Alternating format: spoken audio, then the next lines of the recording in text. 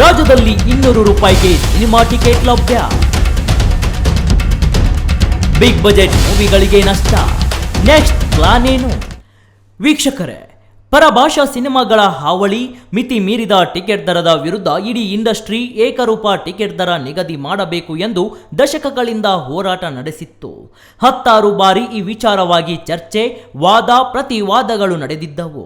ಇದೀಗ ರಾಜ್ಯ ಸರ್ಕಾರ ಏಕರೂಪದ ಟಿಕೆಟ್ ದರ ನಿಗದಿ ಮಾಡಿದ್ದು, ಗರಿಷ್ಠ ಟಿಕೆಟ್ ದರ 200 ರೂಪಾಯಿಗೆ ನಿಗದಿಪಡಿಸಿದೆ. ಆದರೆ ಇದರಿಂದ ಬಿಗ್ ಬಜೆಟ್ ಸಿನಿಮಾಗಳಿಗೆ ತೊಂದರೆ ಉಂಟಾಗಲಿದೆ.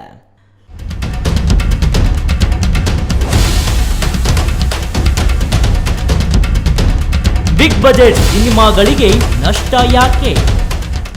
ಹೌದು, ಏಕರೂಪದ ಟಿಕೆಟ್ ದರದಿಂದ ಬಿಗ್ ಬಜೆಟ್ ಸಿನಿಮಾಗಳಿಗೆ ನಷ್ಟವಾಗೋ ಭಯ ಕಾಡುತ್ತಿದೆ.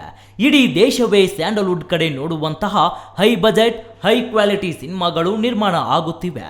ಈ ಪಟ್ಟಿಯಲ್ಲಿ Kantara chapter 1, toxic, KD 45, the devil, mark ಹೀಗೆ ಸಾಲು ಸಾಲು ಸಿನಿಮಾಗಳಿವೆ. ಈ ಚಿತ್ರಗಳಿಗೆ ಕೋಟ್ಯಾಂತರ ರೂಪಾಯಿ ಬಂಡವಾಳ ಹೂಡಲಾಗಿದ್ದು, ಈಗ ಏಕರೂಪದ ಬೆಲೆ ನಿಗದಿಯಿಂದ ನಿರ್ಮಾಪಕರಿಗೆ ನಷ್ಟವಾಗೋ ಭಯ ಕಾಡುತ್ತಿದೆ.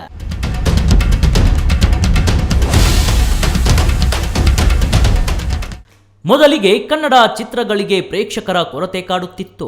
ಮತ್ತೊಂದೆಡೆ ವ್ಯಾವಹಾರಿಕ ಹಿನ್ನೆಲೆಯಲ್ಲಿ ನೋಡೋದಾದ್ರೆ ಬಂಡವಾಳ ರಿಕವರ್ ಮಾಡೋದೇ ದೊಡ್ಡ ತಲೆನೋವಾಗಿದೆ. ಒಂದೆಡೆ ಸ್ಯಾಟಲೈಟ್ ರೈಟ್ಸ್ ಖರೀದಿಸೋದು ಕಮ್ಮಿಯಾಗ್ತಿದ್ರೆ, ಮತ್ತೊಂದೆಡೆ OTT ವೇದಿಕೆಗಳು ಕನ್ನಡ ಸಿನಿಮಾಗಳಂದ್ರೆ ದೂರ ಹೋಗುತ್ತಿವೆ. ಹೀಗಾಗಿ ಥಿಯೇಟರ್ನಿಂದ ಕಲೆಕ್ಟ್ ಹಣವನ್ನೇ ನಿರ್ಮಾಪಕರು ನಂಬಿದ್ದಾರೆ. ಏಕರೂಪದ ಟಿಕೆಟ್ ದರ ನಿಗದಿ ವಿಚಾರವಾಗಿ ಅಪಸ್ವರ ಕೇಳಿ ಬಂದಿದ್ದು, ಒಂದಷ್ಟು ದೊಡ್ಡ ಪ್ರೊಡಕ್ಷನ್ ಹೌಸ್ಗಳು ಈ ವಿಚಾರವಾಗಿ ಫಿಲ್ಮ್ ಚೇಂಬರ್ ಮೆಟ್ಟಿಲೇರುವ ಸಾಧ್ಯತೆ ಇದೆ. ಅಷ್ಟೇ ಅಲ್ಲ, ಪರಭಾಷಾ ಸಿನಿಮಾಗಳಿಗೆ ಹೋಲಿಸಿದರೆ ಕರ್ನಾಟಕದಲ್ಲಿ ಟಿಕೆಟ್ ದರ ಅಧಿಕವಾಗಿತ್ತು. ಅದರಲ್ಲೂ ತಮಿಳುನಾಡು, ಆಂಧ್ರ, ತೆಲಂಗಾಣದ ಟಿಕೆಟ್ ರೇಟ್ಗೆ ಹೋಲಿಸೋದಾದ್ರೆ ಕರ್ನಾಟಕದಲ್ಲಿ ಟಿಕೆಟ್ ದರ 50% 100% ಹೆಚ್ಚಿತ್ತು. ಕೆಲ ಪರಭಾಷಾ ಸಿನಿಮಾಗಳಿಗಂತೂ ಬೇಕಾಬಿಟ್ಟಿ ಟಿಕೆಟ್ ರೇಟ್ ಜಾಸ್ತಿ ಮಾಡಲಾಗ್ತಿತ್ತು. ಆದ್ರೀಗ ಸಿದ್ದರಾಮಯ್ಯ ಸರ್ಕಾರ ಏಕರೂಪದ ಟಿಕೆಟ್ ನಿಗದಿ ಮಾಡಿದೆ.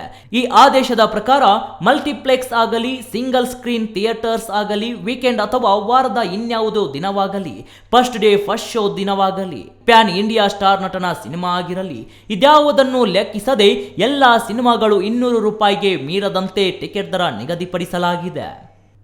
ಆದರೆ ಆಂಧ್ರ ಪ್ರದೇಶದಲ್ಲಿ ದೊಡ್ಡ ಬಜೆಟ್ ಸಿನಿಮಾಗಳು ಸರ್ಕಾರದ ಬಳಿ ಅರ್ಜಿ ಹಾಕಿ ಬಿಡುಗಡೆ ಆದ ಮೊದಲ ವಾರ ಅಥವಾ 3 ದಿನಗಳ ತನಕ ಟಿಕೆಟ್ ಬೆಲೆ ಹೆಚ್ಚು ಮಾಡಲು ಅವಕಾಶ ನೀಡಲಾಗಿದೆ. ಜೊತೆಗೆ ಶೋಗಳ ಸಂಖ್ಯೆಯನ್ನ ಹೆಚ್ಚು ಮಾಡಿಕೊಳ್ಳುವ ಅವಕಾಶವಿದ್ದು, ಇದರಿಂದ ದೊಡ್ಡ ಬಜೆಟ್ ಸಿನಿಮಾಗಳ ಬಿಡುಗಡೆ ಆದ 3-4 ದಿನಗಳಲ್ಲೇ ಬಂಡವಾಳ ರಿಕವರಿ ಮಾಡಿಕೊಳ್ಳಲು ಸಹಕಾರ ಆಗ್ತಿದೆ.